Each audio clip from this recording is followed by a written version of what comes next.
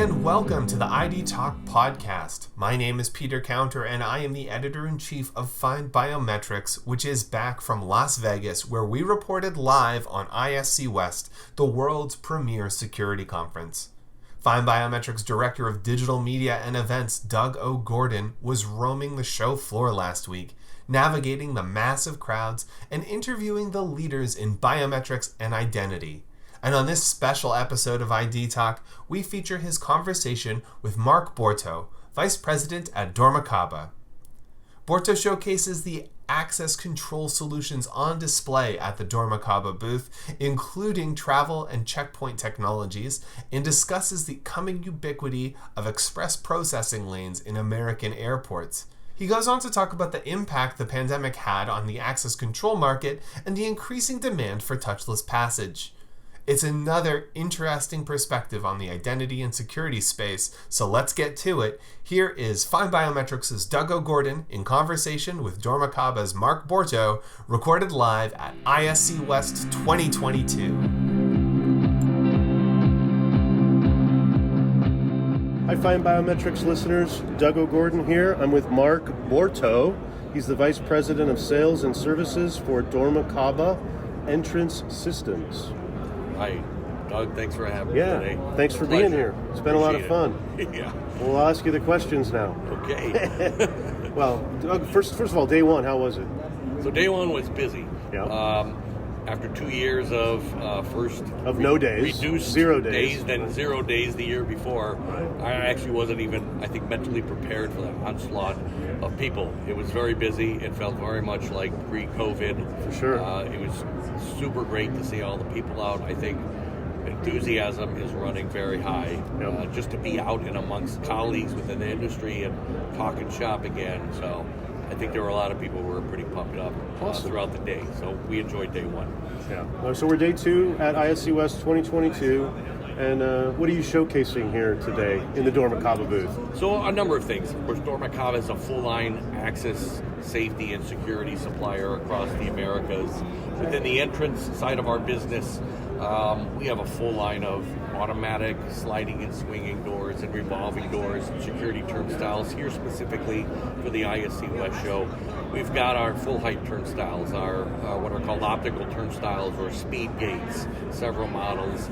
And in particular, a very customized version of that called the Argus Air, which was introduced in the past year for airport applications, for self-boarding, for pre-security checkpoint screening, for immigration and border passage. It's a more sophisticated version of the commercial Argus speed lane turnstile that is just now starting to become a growing market within the Americas. Those applications of pre-security screening and self-boarding with turnstiles to reduce the number of staffing required has been fairly common across Europe and Asia over the last 10 to 15 years, but not so much here in America.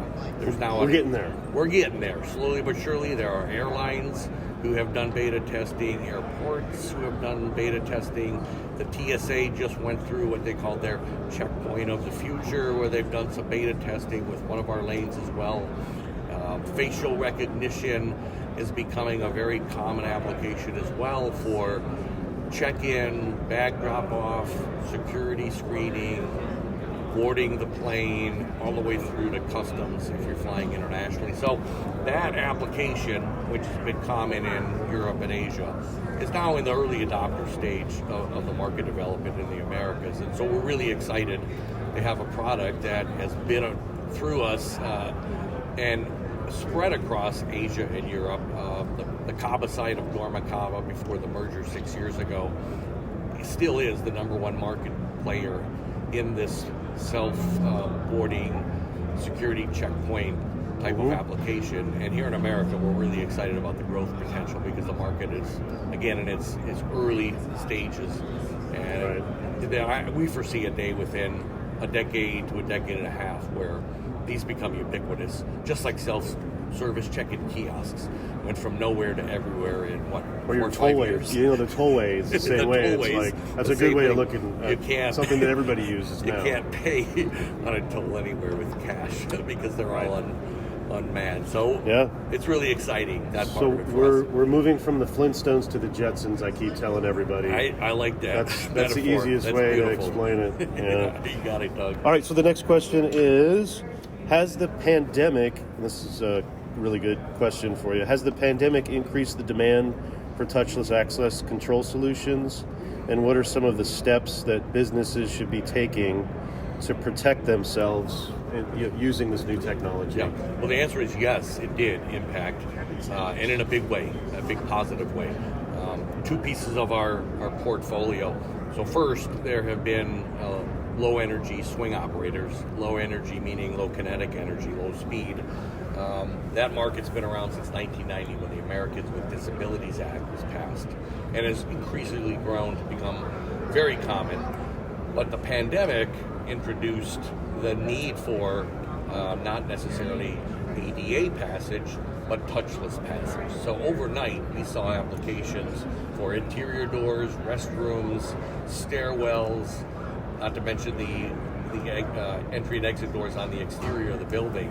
So our low energy swing operator business and the entire market started to grow, and then that transferred across into our security entrance business. So we have a brand new turnstile that was developed a year ago, full height turnstile that's motorized, that can either be touchless as far as starting the rotation with a very small optical sensor, or just a slight touch that then automatically rotates it at slow speed to minimize the amount of touching. And then many of our other products have always been that way. So for example, the standard Argus optical speed gate, our SU5000 speed gate, those are actuated by access control systems.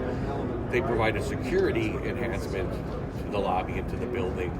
But post-COVID, they also do it in a manner in which you don't have to touch anything. You don't have to pull out an ID. So we've actually seen increased usage of those security speed gates because they allow even visitors with the visitor management the QR code or exactly to get through without really having to have had any physical interaction with the staffing there. So that's grown and increased. So it's had for us an unexpectedly large positive impact on our business. And we're able to help people that way too. Yeah, mobile, touchless, frictionless is what everyone wants now. You got it. You make it easy for them, they're going to love it. You got it. Last question is looking into your crystal ball or in the ID and authentication and biometric space, what do you see?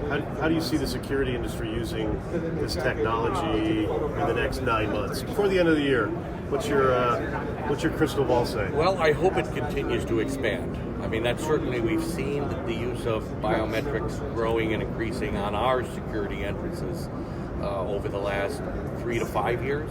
I've been in the industry since 2000, and that's always been the promise of biometrics, is that it would eventually completely replace card access. 2 decades later, it hasn't, but I think we're at that tipping point where it's starting. So I'd love to see it 9 months from now, the market to have grown 10 or 15%, because if it does, that signals to me that we're finally starting to tip over. And I think in a decade or so, it could become much more ubiquitous, if not completely ubiquitous. I'd love to see it. Great. Well, hey, have a great day 2 and a great day 3, and safe travels home. And thank you for your Doug, time. and same to you. Yep. Take care. Take care. Bye.